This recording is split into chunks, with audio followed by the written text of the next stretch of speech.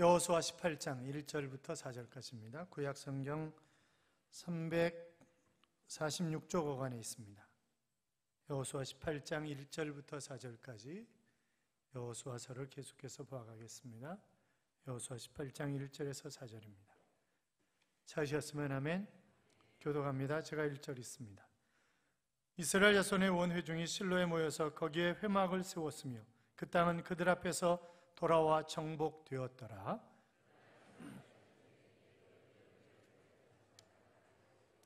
여호수아가 이스라엘 자손에게 이르되 너희가 너희 조상의 하나님 여호와께서 너희에게 주신 땅을 점령하러 가기를 어느 때까지 지체하겠느냐? 너희는 각 지파에게 세 사람씩 선정하라. 내가 그들을 보내리니 그들은 일어나서 그 땅을 두루다니며 그들의 기업에 따라 그 땅을 그려가지고 내게로 돌아올 것이라. 아멘. 같이 인사하시오. 주의 이름으로 잘 될 것입니다. 더 잘 될 것입니다. 끝없이 잘 될 것입니다. 아멘.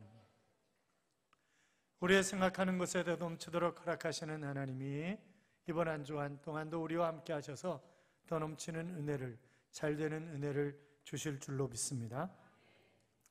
사람은 20살이 지나면 뇌의 신경세포가 서서히 죽어가기 시작한답니다. 50세부터는 10년마다 2%씩 줄어가고 70세가 넘어가면 급격하게 줄어드는 거죠. 그래서 치매에 걸리고 이런저런 현상이 나타나는데, 그런데 나이가 들면 들수록 자기밖에 몰라진다는 거예요. 보통 20, 30대 젊은 층에서 나타나는 기질적 성향은 일에 대한 그런 관심이 제일 많은 것입니다. 그런데 40대가 되면 일도 중요하지만 일보다는 가정이 더 중요하다. 이 의식이 조금씩 바뀌는 거죠. 그래서 가족, 일, 나 이런 순으로 바뀌어가는 것입니다.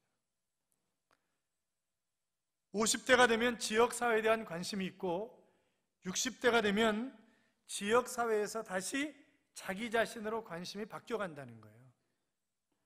그러다가 70이 넘어가면 첫째는 나, 둘째는 나, 셋째는 역시 나. 그래서 완전히 자기 중심으로 바뀌어간다. 그렇게 이야기를 합니다. 나이가 먹으면 어쩔 수 없는 거죠. 누구나 다 나이를 먹는 것 아니겠습니까? 체력이 약해지고 질병에 대한 그런 저항력이 떨어지고 집중력과 기억력이 떨어지고 판단력도 감퇴되는 것, 이것은 너무나 당연한 것입니다. 대신 고집과 에고와 편견이 늘고 더욱 욕심스러워지는 것은 어쩔 수 없는 일이기 때문에 어른들이 욕심을 부리면 원래 그래 이렇게 생각을 해야지, 어른이 욕심도 많아 이렇게 생각하시면 그것은 안 되는 것입니다. 자, 그러나 어른들도 어떻게 해요? 이것을 잘 극복해야 되는 거죠. 내 힘으로 안 되지만, 그러나 주님이 나와 함께 하시면 얼마든지 그것을 잘 극복하고 멋있는 그런 인생을 살아갈 수가 있는 것입니다. 언젠가 신문에 미국의 리즈나 스티븐슨이라고 하는 주부가 피켓을 만들어가지고 정원에 앉아가지고 엄마는 파업 중, 이렇게. 엄마는 파업 중이라는 거예요. 나 아무것도 안 하고 밥도 안 하고 아무것도 안 한다는 거예요. 엄마는 파업 중이라는 거예요. 어머니 된 여러분, 파업하지 마세요. 엄마 됨을 포기하지 말아야 됩니다. 내 자식은 틀렸다고, 내 남편은 고칠 방법이 없다고, 내가 고치면 돼요. 그렇잖아요. 내가 고치면 되지 남편 고치려고 하지 말아요. 틀렸다고. 이제 2월 마지막 주일인데 2018년도는 끝났어. 그런 얘기 하지 마세요. 아직도 10달 이상이 남아있는데 이상하게 끝났다고 하는 분이 계신다고 하는 이야기를 들으면서 가슴이 아픕니다. 여러분, 다시 쓰임받기에 늦은 시간은 없습니다. 아브라함은 75세에 가나안 땅을 찾아갔고, 그리고 애굽으로 내려갔다가 다시 가나안으로 돌아올 때는 90세가 되었을 때입니다. 모세가 80세에 부름받아서 40년 동안 120살까지 쓰임받는 것을 우리가 볼 수 있잖아요. 여호수아와 갈렙이 가나안 땅에 들어간 것도 80세가 넘어섭니다. 우리가 지난번에 보았던 것처럼 갈렙이 85세임에도 불구하고 내가 그때나 이때나 강건하기 때문에 허락만 해달라고, 그러면 저 난공불락의 요새라고 일컬어지는 헤브론을 정복하겠다고 그렇게 요청을 하고, 끝내 그 노인이 가서 헤브론 땅을 정복하고 그 어마어마한 키를 가졌던 아낙 자손들을 쓰러뜨리는 그런 장면을, 그래서 15장 마지막 절에 보면 그 땅에 전쟁이 그쳤다, 그런 표현을 쓰고 있는 부분들도 우리가 보았습니다만, 영국 사람 윈스턴 처칠이 공산권을 철의 장막이라고 외쳤던 때는 71살 때였습니다. 그가 78살 노벨 평화상을 받을 때까지 왕성하게 일했다고 하는 것 우리 잘 알고 있습니다. 타티아는 98세에 그의 거작 르판테의 전쟁을 그렸고, 미켈란젤로는 80세가 넘어서 그의 대작을 만들었습니다. 사랑하는 여러분, 우리가 원하든 원하지 않든 시간이 너무 빨리 갑니다. 이러다가 순식간에 70, 80 되겠어요? 저는 마음은 20대인데 나이는 60대 중반이라고 얘기하더라고요. 너무 빨리 흘러가는 거예요. 너무 빨리. 어떤 때는 나이가 더 먹었으면 좋겠다 그렇게 생각되던 때도 있었지만, 그러나 지금은 빠져가는 머리카락, 자그마한 일 하나에도 그저 밤잠을 설치면서 고민을 합니다. 또 이제는 교회도 제대로 섬기지 못하면서 밖에 일에 몰두하고 있나 하는 그런 생각을 할 때도 있고, 저도 모르게 어느 순간 밤에 이 아이들의 미래, 교회의 미래, 그리고 교단과 미래, 교단의 미래, 이런저런 것을 생각하면서 밤잠을 설칠 때도 있습니다. 그러면서 할 일이 아직 너무 많은데 이제 늙어가는구나, 그런 생각도 들 때가 있습니다. 여러분은 어떤 생각을 하면서 살아가고 계십니까? 우리가 17장에 보면 에브라임 지파가 땅 분배를 해요. 그 다음에 이 아셀을 중심으로 한 그런 사람들이 요단강 동편을 이미 받았었어요. 그리고 이제 므낫사 반지파인 나머지 반지파가 아비에셀을 중심으로 해서 요단강 서편 땅을 받는 것을 볼 수 있습니다. 그래서 이 요셉 자손들이 결국 요단강서부터 지중해까지 가운데 제일 좋은 땅을 차지했음에도 불구하고, 우리가 누군가, 우리가 요셉 자손 아닌가, 우리에게 땅을 더 줘야 되는 것 아니냐, 그렇게 박박거리는 모습도 우리가 지난주에 보았었습니다. 여호수아가 뭐라 그랬죠?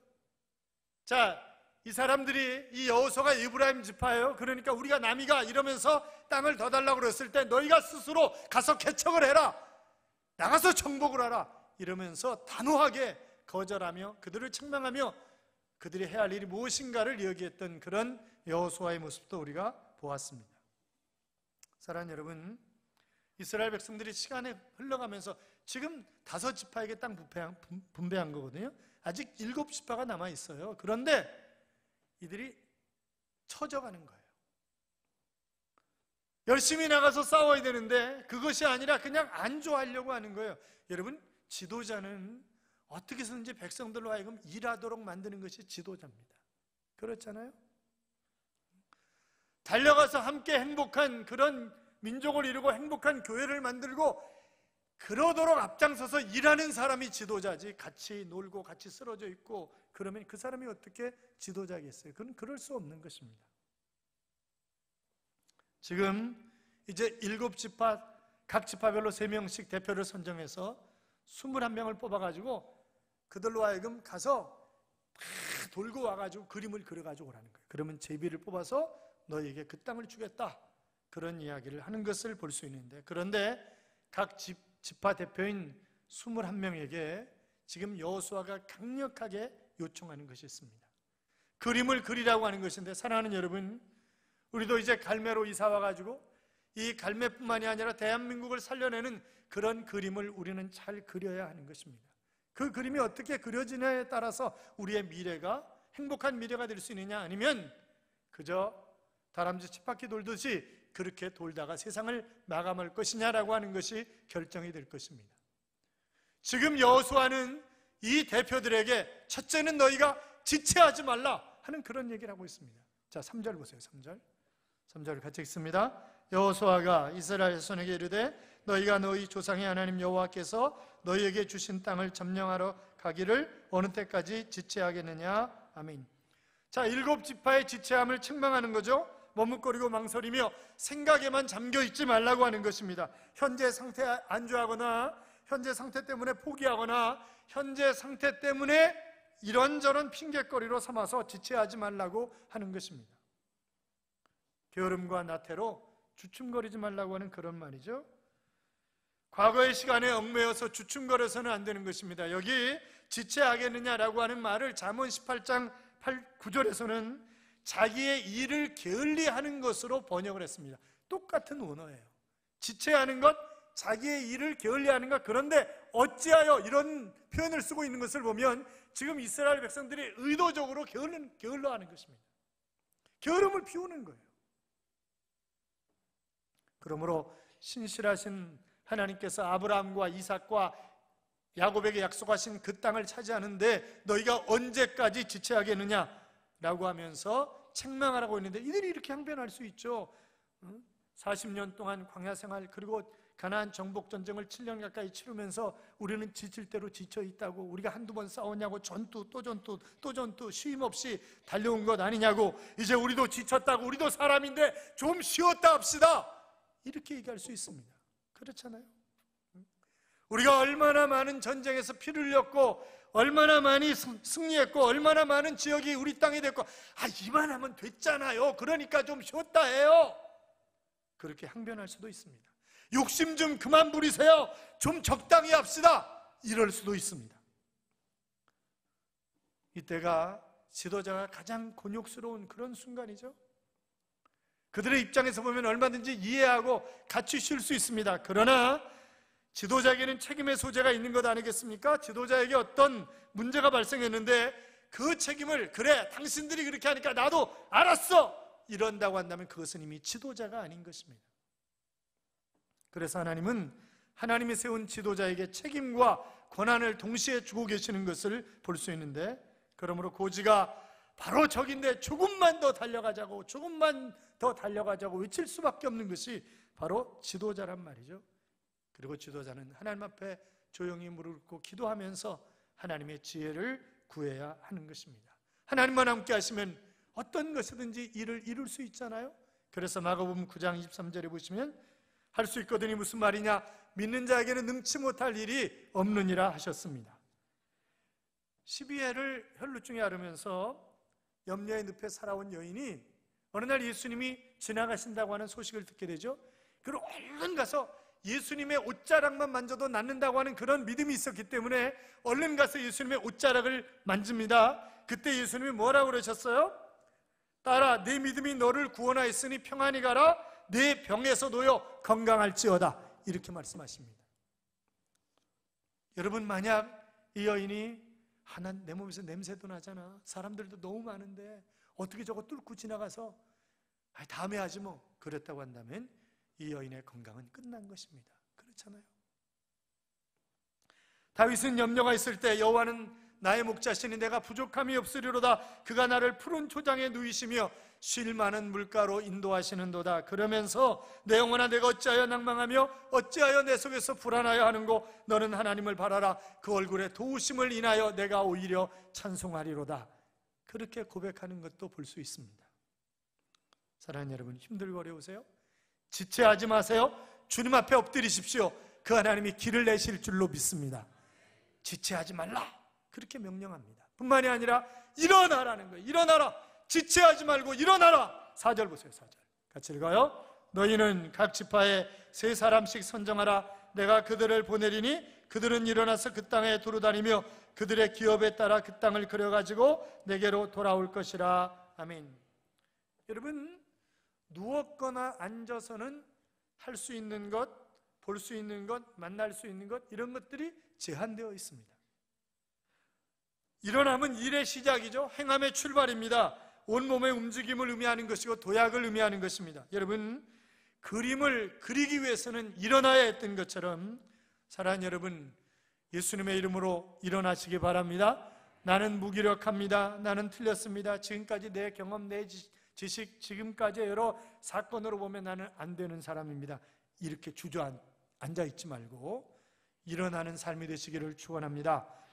세상을 향해서 말씀을 전하다 지쳐있는 이사야에게 하나님이 일어나 빛을 발하라, 이렇게 명령하시잖아요. 사랑하는 여러분, 우리가 주저앉아 있을 시간이 없습니다. 일어나야 합니다.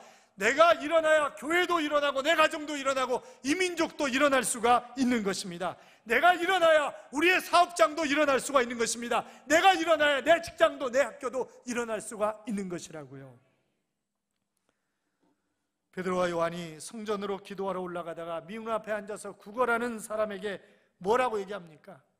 나사렛 예수 그리스도 이름으로 명하노니 일어나 걸으라 라고 명령할 때 그가 다리에 힘이 생기며 일어나 걷는 것을 우리가 볼 수 있지 않냐 이 말이죠. 사랑하는 여러분, 우리에게 다가온 고난이나 역경은 우리의 인생이 끝나는 것이 결단코 아닙니다. 단지 더 큰 은혜를 체험하고 경험할 수 있도록 하나님이 우리에게 기회를 주시는 것입니다. 그래서 에베소 5장 14절에 보시면 잠자는 자여 깨어서 죽은 자 가운데서 일어나라 그렇게 명령하셨습니다. 여러분, 모진 폭풍우와 비바람이 없이 어떻게 거목이 탄생할 수가 있겠습니까? 성경의 위대한 신앙의 선배들을 보세요. 아니, 역사적인 위대한 인물들을 보십시오.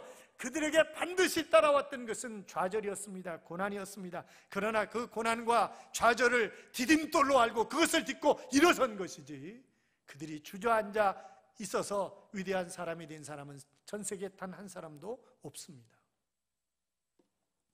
귀차니즘이라고 하는 말이 있어요. 귀차니즘에 빠진 어떤 사람이 고민을 합니다. 아침 알람 소리에 눈뜨기가 귀찮다. 따뜻한 이불 속에서 나오기가 귀찮다. 방광이 터질 것 같지만 화장실 가기가 귀찮다. 머리 감고 말리고 드라이하기도 귀찮다. TV가 보고 싶은데 리모컨이 저 멀리 떨어져 있는데 저거 가져오기도 귀찮다. 그러면 어떻게 되는 거예요? 여러분, 게으른 사람은 당연히 해야 할 일도 귀찮아합니다. 게으름과 귀찮음은 쌍둥이라고요. 잠언 22장 13절에 보시면 게으른 자는 말하기를 사자가 밖에 있은즉 내가 나가면 거리에서 찢기겠다 하리라. 변명이 많다는 거예요. 귀찮은 사람은 다 변명이 많아요. 잠언 19장 24절에 보시면 게으른 자는 자기의 손을 그릇에 넣고서도 입으로 올리기를 괴로워하느니라 그랬습니다. 그러면 어떻게 되는 거예요? 잠언 18장 9절에 있는 말씀처럼 패가하는 자의 형제가 되는 것입니다. 노먼 빈센트 필 박사가 쓴 생각의 힘이라고 하는 책이 있습니다.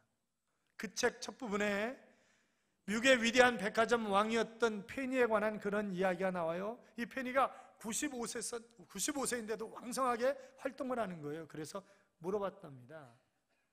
페니 회장님, 아니 회장님은 지금 나이가 몇인데 그렇게 왕성하게 활동을 하시냐고. 지금까지 살아오시면서 수없이 많은 문제가 있으셨을 터인데 그 문제를 해결하는 해결책이 무엇이었습니까? 그렇게 물어보니까 페니가 웃으면서 하는 말이, 나는 먼저 하나님 앞에 감사하는 것으로부터 문제를 해결합니다. 그렇게 얘기를 하더라는 거예요. 아니 왜요?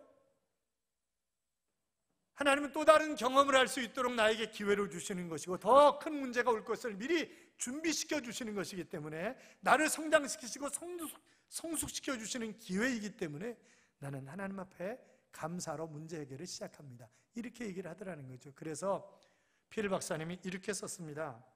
문제란 해결하기 위해 존재한다. 부정적인 사람은 문제에 짓밟힌다.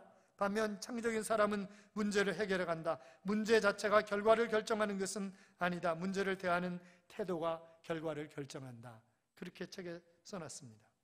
사랑하는 여러분, 우리가 구하면 문제는 해결하게 되어 있습니다. 구하라 그러면 너희에게 주실 것이요, 찾으라 그러면 찾을 것이요, 문을 두드리라 그리하면 너희에게 열릴 것이니 그랬습니다. 사랑하는 여러분, 좌절하지 말고 일어나시기 바랍니다. 절망하지 말자고요. 예수님과 함께 일어서시기를 주님의 이름으로 축원합니다. 그래서 마태복음 6장 26절에 보시면 목숨을 위하여 무엇을 먹을까, 무엇을 마실까, 무엇을 입을까 염려하지 말라. 그러면서 공중의 새를 보라. 하나님이 어떻게 기르시는가. 하나님의 형상을 가진 우리 인간, 새도 그렇게 은혜 가운데 기르시는데 우리 인간을 기르시지 않겠는가. 그러니까 염려하지 말라. 그렇게 말씀하시는 것을 볼 수 있는데, 여러분 그거 아시죠? 염려하는 것은 현실에서 거의 95%가 일어나지 않는 것이라고요. 그러니까 쓸데없이 염려를 가불에다가 하는 거예요. 그냥 가불할 게 없어가지고 염려를 가불에다가 하면서 사냐 말이죠. 사랑하는 여러분, 자, 미래가 불확실한 상황에 있는 여호수아, 그래서 두려워 떨고 있는 여호수아에게 하나님이 이렇게 말씀하십니다. 여호수아 1장 9절에 보시면 내가 네게 명한 것이 아니냐. 마음을 강하게 하고 담대히 하라. 두려워 말며 놀라지 말라. 내가 어디로 가든지 내 하나님 여호와가 너와 함께 하시느니라 그랬습니다. 사랑하는 여러분, 하나님이 우리가 어디를 가든지 함께 하실 줄로 믿습니다. 일어나십시오. 일어나야 다 함께 일어나는 것입니다.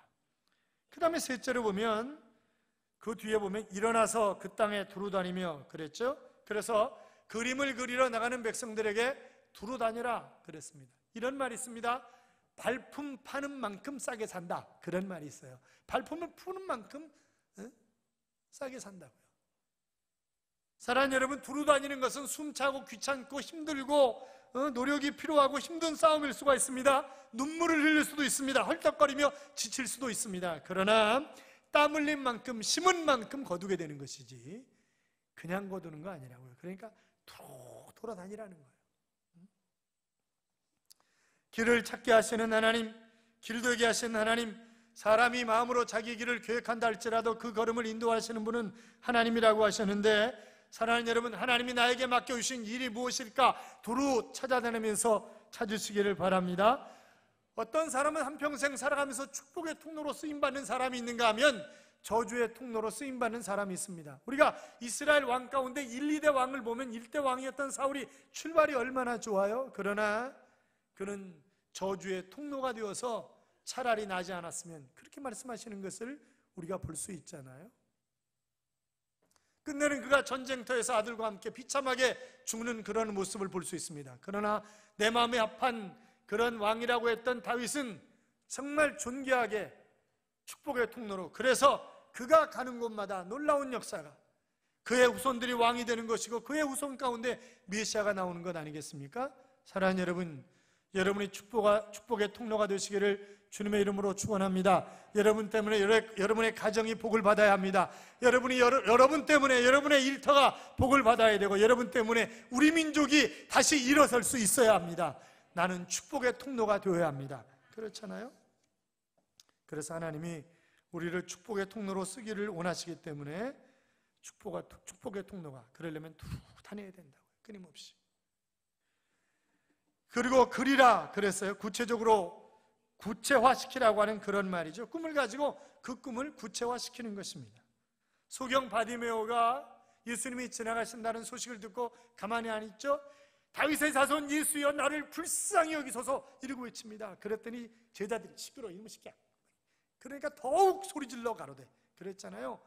다윗의 자손 예수여, 다윗의 자손이라는 얘기는 메시아요, 그런 얘기잖아요. 메시아여 나를 불쌍히 여겨달라. 그래, 내가 너에게 무엇을 해주기를 원하느냐? 예, 보기를 원하나이다.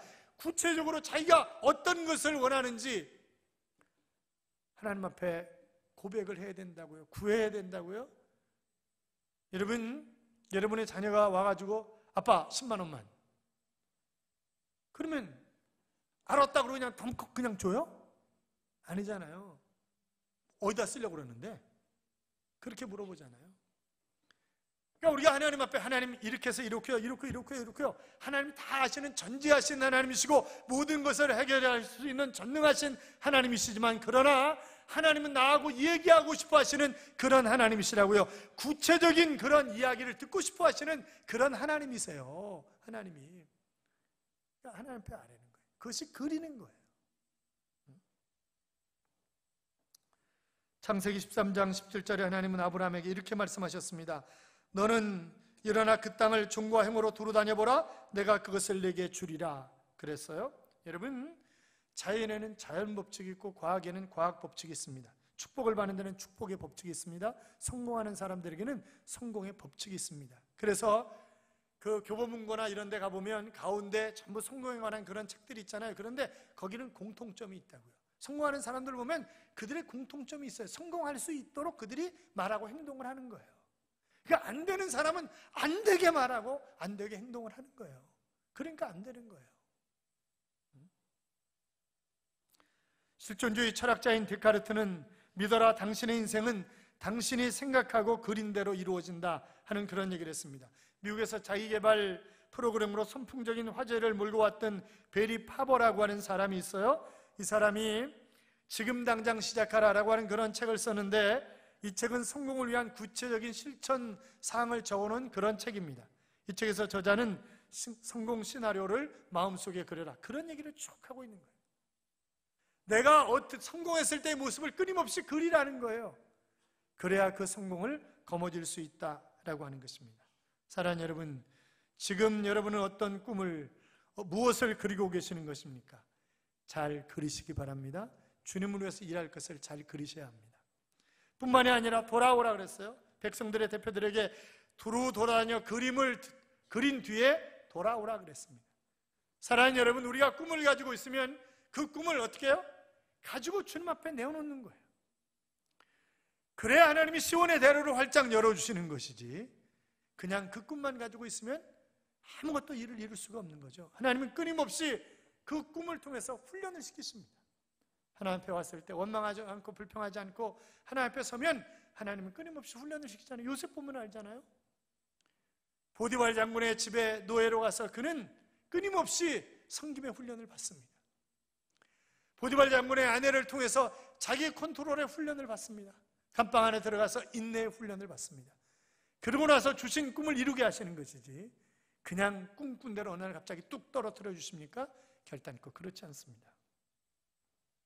사랑하는 여러분, 정말 살기 힘든 시대 속에 우리가 살아가고 있다고 이야기를 합니다. 그러나 하나님은 우리를 잘되게 하시는 그런 하나님이십니다. 과거의 상태에서 머뭇거리지 말고 망설이지 말고 지체하지 마십시오. 믿음을 가지고 일어서십시오. 그리고 두루다니면서 하나님을 위한 그림을 그리십시오. 그러면 그 하나님께서 우리에게 우리의 미래를 활짝 열린 그런 미래로 만들어 주실 줄로 믿습니다. 우리의 이름이 위대하게 될 것입니다. 우리의 미래가 평안할 것입니다. 우리는 건강하게 장수할 것입니다. 우리의 후손이 잘 될 것입니다. 믿으십니까? 믿음대로 될 줄로 믿습니다. 교회여 일어나라라고 하는 그런 찬양이 있습니다. 교회여 일어나라, 주께서 부르시니. 두려움과 실패 내려놓고 교회여 일어나라. 교회여 일어나라, 주께서 보내시니. 우리를 부르신 삶의 자리에서 교회여 일어나라. 우린 세상의 빛, 하나님의 편지, 주의 교회를 통해 세상이 주를 보리라. 일어나라, 아버지 사랑으로, 아버지 능력으로 서로 하나 되어 그 빛을 비추라. 노래하라, 아버지의 사랑을, 아버지의 크심을, 이 삶의 노래로 주님을 나타내라. 일어나라 라고 하는 그런 찬양입니다. 사랑하는 여러분, 이 봄에 우리가 일어나서 정말 멋지고 행복한 그런 세상을 만들어 가십시다. 하나님이 우리에게 시온의 대로를 활짝 열어주실 줄로 믿습니다.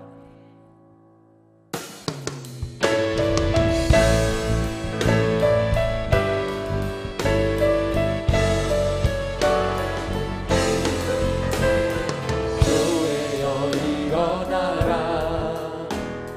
주께서 부르시니. 같이 불러요. 두려움과 실패 내려놓고 교회여 일어나라. 교회여 일어나라, 주께서 보내시니. 우릴 부르신 삶의 자리에서 교회여 일어나라. 우린 세상의 빛,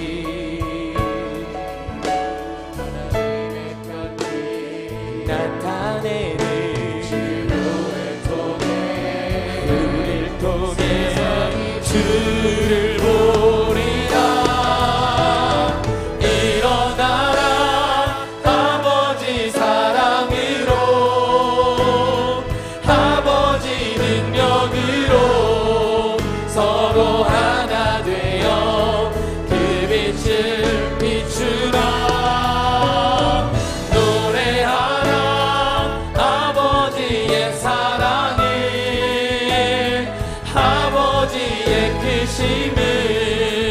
이 삶의 노래로 주님을 나타내라. 일어나라,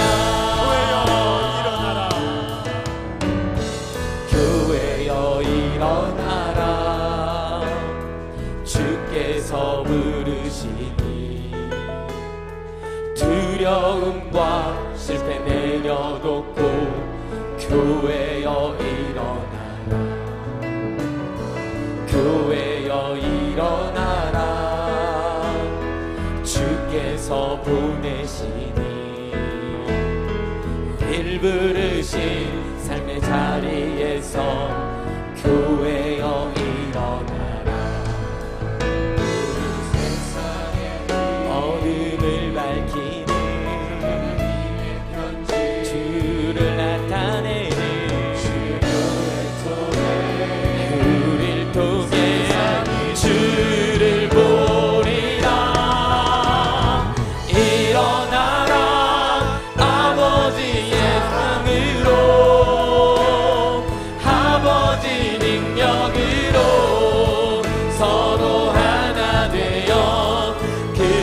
빛을 비추라.